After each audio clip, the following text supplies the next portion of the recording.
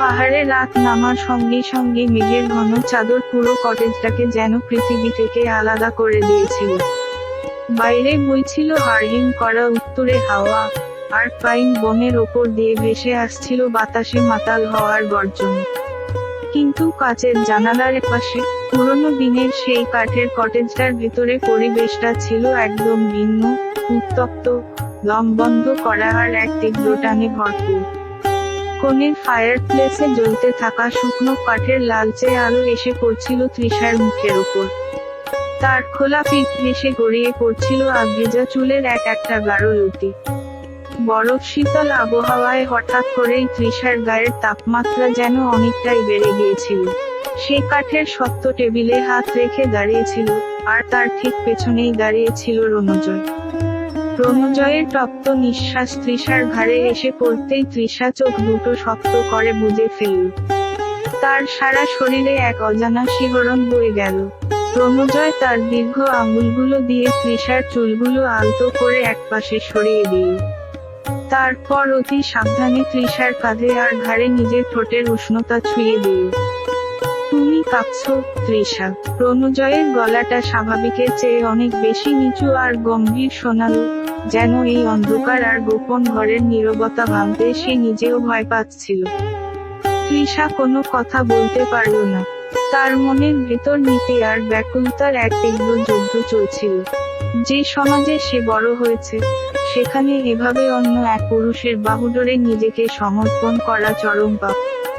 কিন্তু বিগত 4টে বছর শহরের নামজাদা ডাক্তার স্বামী অরিজিতের সঙ্গে তার সংসার তো শুধুই একটা প্রদর্শনী ছাড়া আর কিছুই ছিল না। অরিজিতের অঢেল টাকা, সমাজবিদদের ভিড়ে তার নাম, সব ছিল, শুধু ছিল না তৃষার প্রতি কোনো টান। অরিজিতের কাছে সে ছিল একটা ঘর সাজানোর সুদৃশ্য শোপিস, যার কোনো আবেগ বা চাহিদার গুরুত্ব ছিল না। বছরের পর বছর এই বরফের মতো ঠান্ডা অবহেলায় জমতে জমতে তৃষা ভেতর থেকে একেবারে নিঃস্ব হয়ে গিয়েছিল। আমাকে আটকাবে না। রণজয় এবার তৃষার কোমর পেঁচিয়ে ধরে তাকে নিজের দিকে ঘুরিয়ে নিল। রণজয়ের চোখে তখন স্পষ্ট এক দাবি, এক অদম্য তৃষ্ণা। তৃষা রণজয়ের বুকে নিজের হাত দুটো রাখল। ওল্ড স্পাইস আর হালকা পাইনের সুবাসে ভরা রণজয়ের এই উপস্থিতি তাকে এক মাতাল জগতে টেনে নিয়ে যাচ্ছিল। রণজয় তার জীবনে এসেছে ঝড়ের মতো। যেই ভালোবাসা আর প্রাধান্য পাওয়ার জন্য তৃষা এতদিন কেঁদেছে, রণজয় তাকে কোনো শর্ত ছাড়াই সেই অনুভূতির বন্যায় ভাসিয়ে দিয়েছে। তোমাকে আটকানোর শক্তি আজ আর আমার নেই, রণজয়। তৃষার কাপা গলার শব্দ দুটো ঘরের আলো আধারিতে মিলিয়ে গেল। যদি এই রাতটার পর আমার জন্য শুধু অনুশোচনা আর নরকও অপেক্ষা করে থাকে, তাহলেও আজ আমি নিজেকে থামাতে পারবো না। অন্তত একটা রাতের জন্য হলেও আমি বাঁচার মতো বাঁচতে চাই। কথাগুলো শেষ হওয়ার আগেই রণজয় তৃষার চিবুকটা ধরে মুখটার একটু উঁচিয়ে ধরল।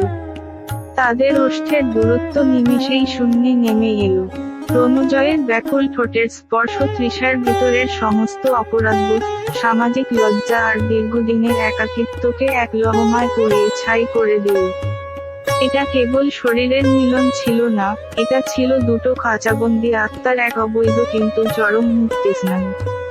রণজয় তৃষাকে পাজাকোলা করে তুলে নিয়ে ফায়ার প্লেসের পাশে পাতা তুলতুলে গালিচাটার উপর শুইয়ে দিল। ফায়ার প্লেস থেকে লাফিয়ে ওঠা আগুনের লালচে ছায়া দুটো মিশে যাওয়া শরীরের উপর এক অদ্ভুত অলৌকিক আলপনা আঁকছিল।